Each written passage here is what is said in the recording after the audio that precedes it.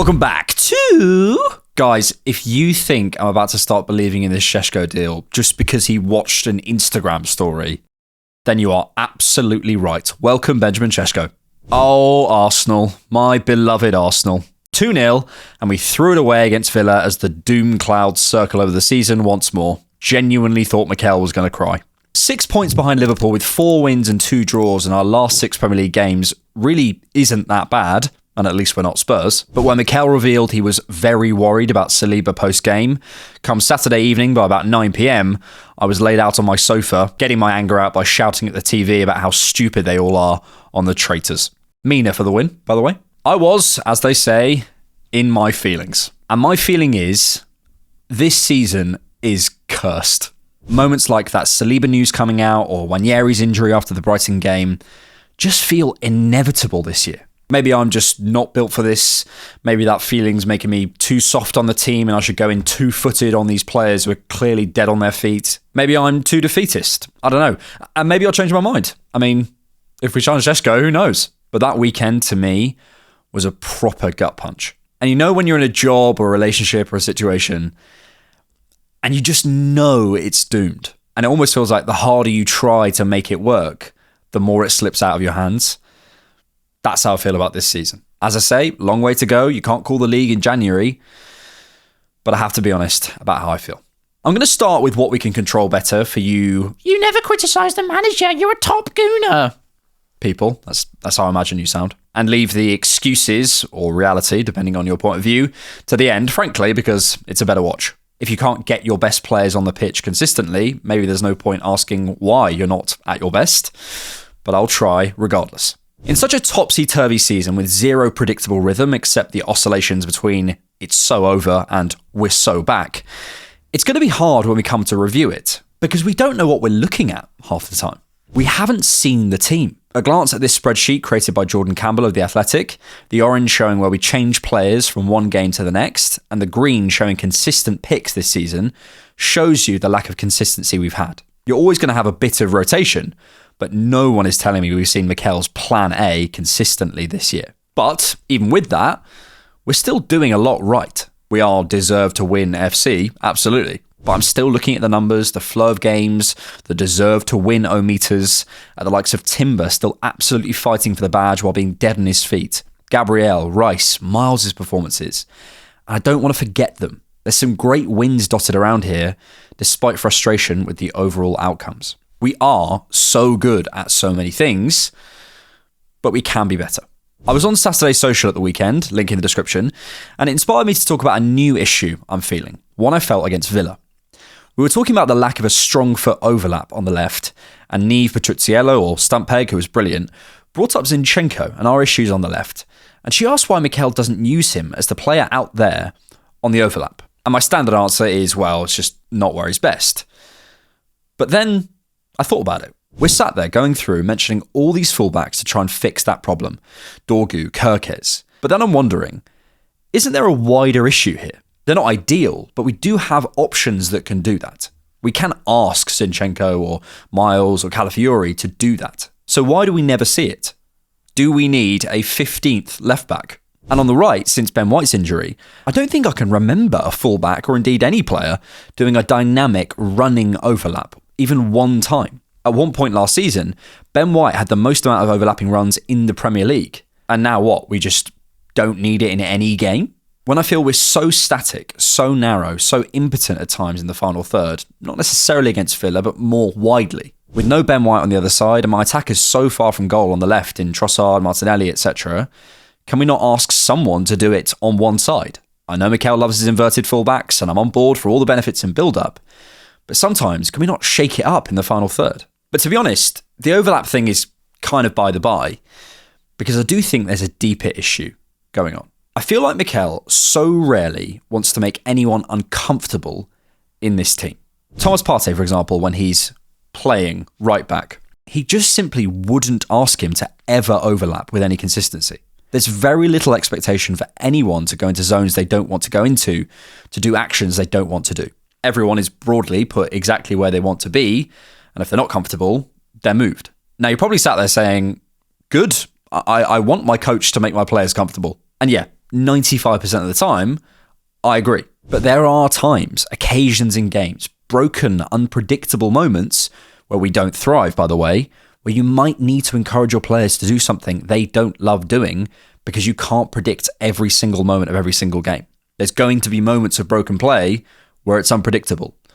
And Mikel doesn't like that. More on that later. There's no Ben White, so there's just no dynamic running, is there? Is that what we want?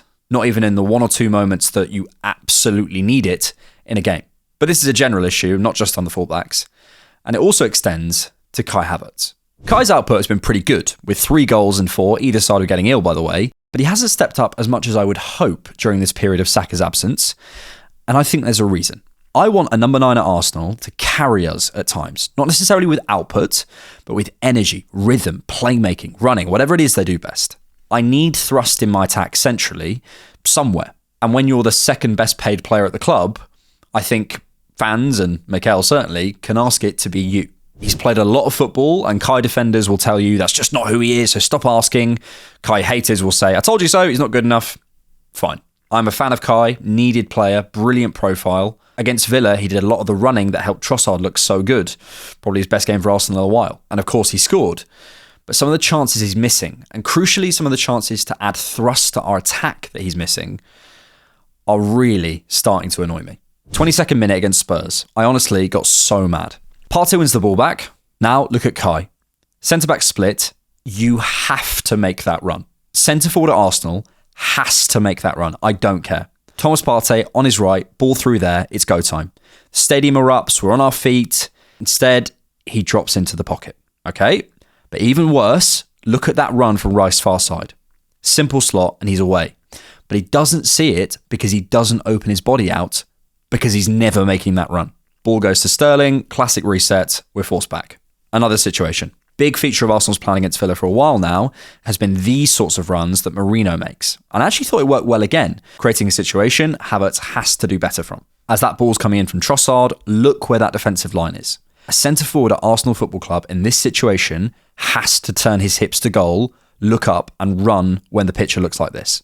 I don't care if you're the falsest of false nines. You have to. He doesn't. It's not who he is. But then he ignores both of the runs of Marino and Trossard, which would be the benefit of dropping into that space, turns and plays the safe pass wide, ball goes into the box, and it's headed away. Third one. He actually does really well here, winning the ball back against United and running. But again, this desire not to do anything uncomfortable holds us back. He pops the ball inside to Sterling and then literally stops running. Why? Because he wants it back, because it's more comfortable. But that's not what the game called for in that moment. Maguire's offside. Make that run. Force the line back. Think of the space you can create. Be the danger. Instead, he does what is most comfortable for him. Now, I can't put this all on Kai, and I'm not really trying to slam him. This has to be at least partly instruction because of everywhere else we're seeing the same thing happen. But either way, I don't like it.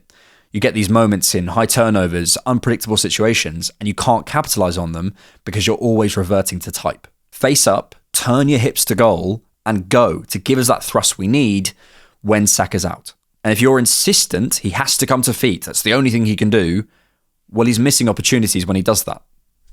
So it doesn't work. He has 3 assists all season. There's many other examples, and you'll notice it moving forward with many others, I think. Zinchenko, Partey, etc., etc. I'm not sure where the responsibility lies overall, but sometimes players have to do things they don't like to do in a certain situation because it's right for the team. And I do worry that Mikel, by forever playing to strengths, can inadvertently cause weakness. But can I be honest for a second, though? Now I've got the "you never criticise the manager" guys off my back. We're splitting hairs. This man coached a team 1 kick away from winning a title in the Pep and Klopp era. That is the reality. Can he be better? Has he made mistakes? Yes. And so has Pep Guardiola, the greatest of all time, who, by the way, is getting £150 million worth of investment put on his squad this window to deal with, by his own admission, the problems they created in the summer. And that is the difference. Could Kai make those runs? Yep. Can we afford to make players more uncomfortable? Yep. Is Mikel a bit too rigid in his game model? Absolutely. But if you're one of those, the manager's rubbish, what's the bigger factor here? And that's before we come to this next bit. Because this season, man, we could talk all we like, but I just don't know how much more I can take. That Partey moment against Villa is the perfect symbol for why I think this season is cursed. The perfect summation in one gloriously bad moment. Thomas Partey gets it absolutely wrong. It's horrible. He loses his man. Actually, he doesn't even lose him. He never had him to begin with, and it's 2-2. I don't even know what he's doing. It's so bad for a professional footballer, especially when you're marking one of the best forwards in the league. Maybe if I'm being kind, he thinks it's going to be headed away, but he's lost him before then, so actually, no, I'm not giving him that. He's not having that. That's on him, and therefore on us. As Mikel said, it's unacceptable defending. But also, and I urge people to be able to hold two things to be true at the same time, he shouldn't even be standing there to begin with. We're so used to seeing Partey in that situation, we forget this. Saliba, White, Tomiyasu and Calafiori all out. So I would have started White, Timber, Tomiyasu, probably Calafiori's played there too, over Partey. That's my fifth choice, but at best, our fourth choice right back there. No one was calling for Kivior against Watkins pre-game, so don't try and sound smart after the fact. And if you wanted Rice out of the midfield so we could play Jorginho against Morgan Rogers, I suggest finding another sport. And that, to me, sums up our season. Yes, shooting ourselves in the foot. We made a mistake, but we shouldn't have the gun in our hands to begin with. And the thing that gets me in this mood, feeling that this season is cursed, is that second part. How many times we've been handed the gun to go and shoot ourselves. At what point will that tide turn? At what point this season will it feel like we have a chance to, okay, if we are going to shoot ourselves in the foot, at least do it from a fair starting point? At least buy the gun ourselves, load it ourselves, and have the license in our name. Look at this graph, accurate up to January the 15th. And it's got worse since with the Saliba injury. Some people tell me it's not even accurate, and we've actually had more. Sometimes the response to this sort of thing is, well, we shouldn't even be in this position. Top clubs actually never leave themselves short. They actually have a squad to deal with it, so this is on us. Okay. So Liverpool being 17 points off the title in 2021, that just didn't happen, right? That didn't happen when Virgil fell over. That just... I dreamed that. City dropping off without Rodri this season, then spending 200 million. That's not happening, is it? And on the flip side, having a full squad available and being on an 100-point pace at the end of last season, that didn't happen either, did it? No. Sorry to be sarcastic, but every club who gets their big players injured falls back. We're not special. Get your head out of your arsenal. Can we do better with injuries? Prevention, rotation, buying the right profiles? Yeah, that's a conversation I'm willing to have, maybe, albeit with very little public information. I'd want to look around the league too, lots of injuries about. Football outcomes are multifactorial, and hopefully people feel we do enough on the channel to get the balance of finger-pointing right in general. But add on a couple of joke red cards. By the way, on Saturday, the same referee in the same ground, in the same situation, didn't send Kamara off on a yellow, but did send Rice off. So that's fun. Some insanely small margins going against us now. 3 late winners ruled out with Saka at Fulham, Havertz against Liverpool, and Marino against Villa. And you'd have to seriously hate Mikel Arteta, and probably yourself, to feel that Arsenal don't deserve anything to go their way this season. Anyway, all we can do, because it is all we can do, is focus on ourselves. I will keep supporting this team till the end, and I hope you will too. And the fact is, they need it, because whoever is writing the script of this season is a horrible person. If you like The Different Knock, you can support us on Patreon monthly, or you can buy us a coffee.